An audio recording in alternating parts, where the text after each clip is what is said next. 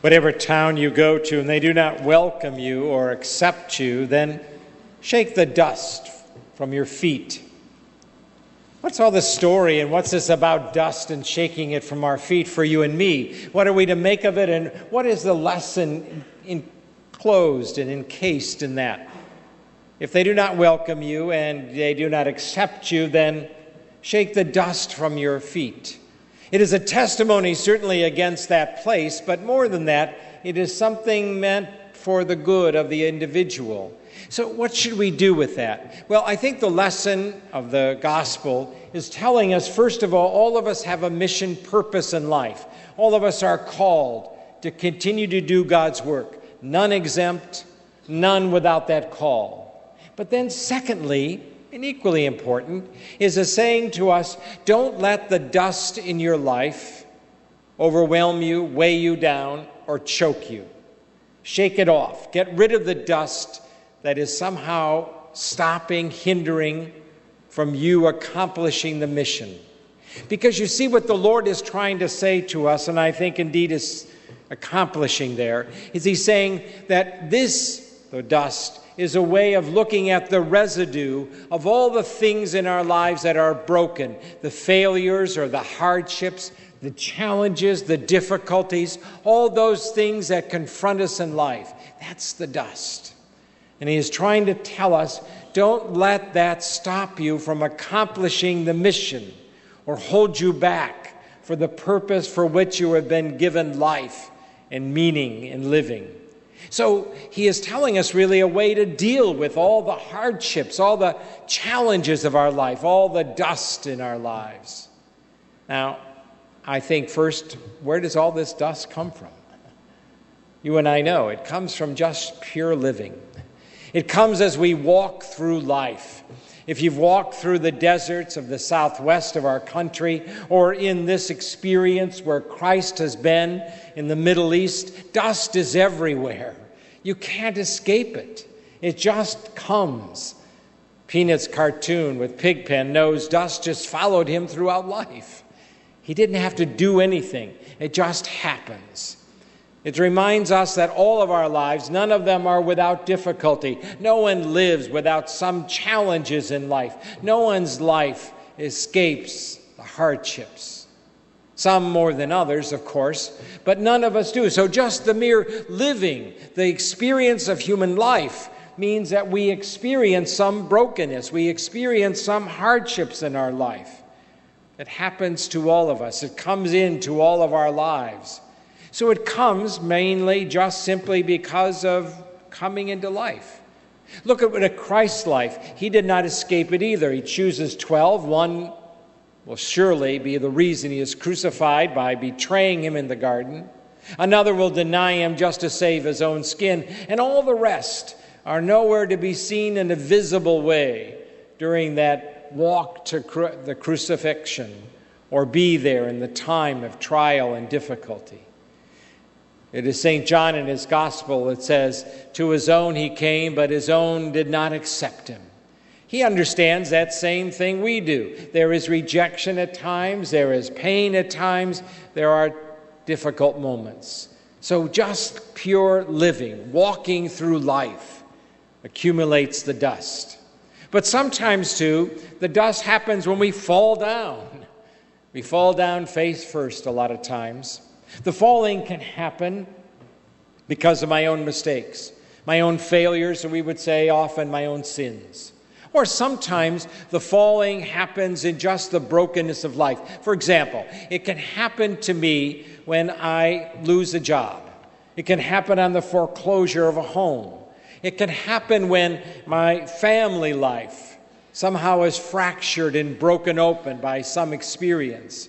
It can happen when someone I love very much in my family or very close relationship or companion in life, they face some addiction, or they face some trouble, or they have a physical or emotional illness that is crippling them but also affecting all of us.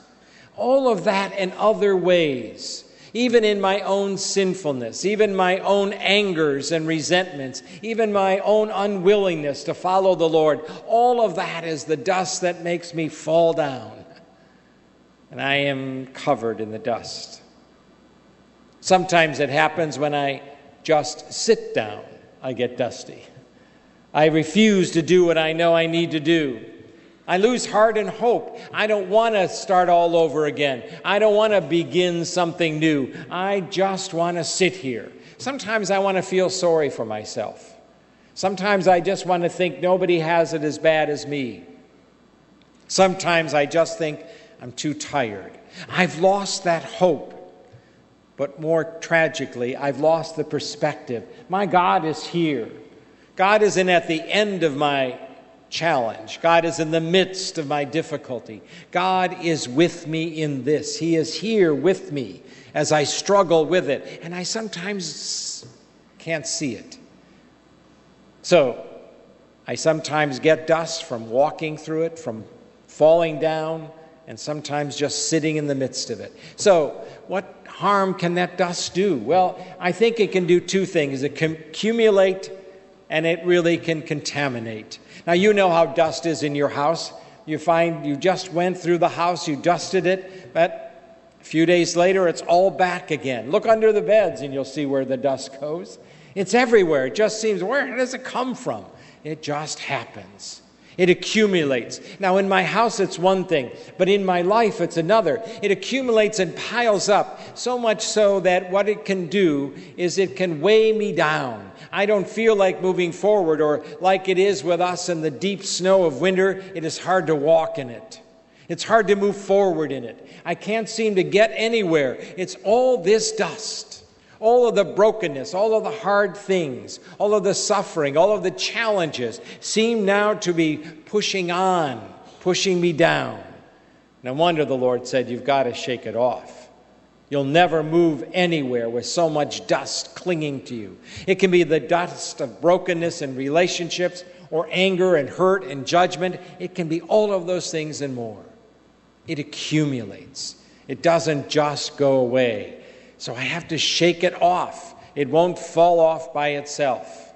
And then it contaminates. It does so by blinding me of the goodness of my life. I begin to think, oh, nothing good is happening. There's no good in my life. There's nothing good about this individual. There's no hope in this relationship.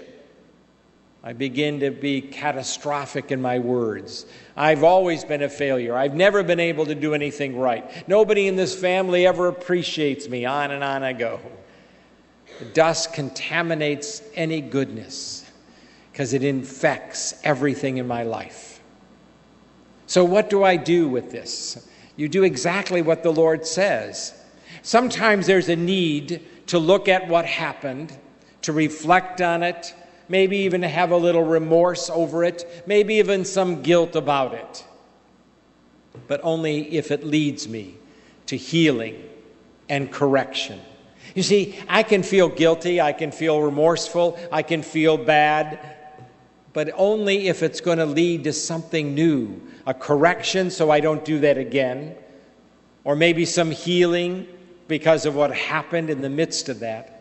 Because feeling sorry for myself, wallowing in pity, doesn't move me anywhere. That's not shaking the dust off, that's sitting in it and letting it overwhelm me.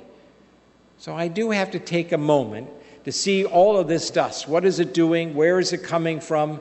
I want to learn from it so I can correct it. I want to allow myself to be healed in the midst of it. But then I do have to shake it off.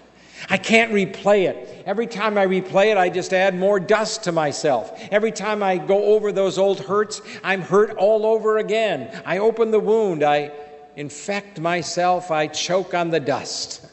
I play it over and over again.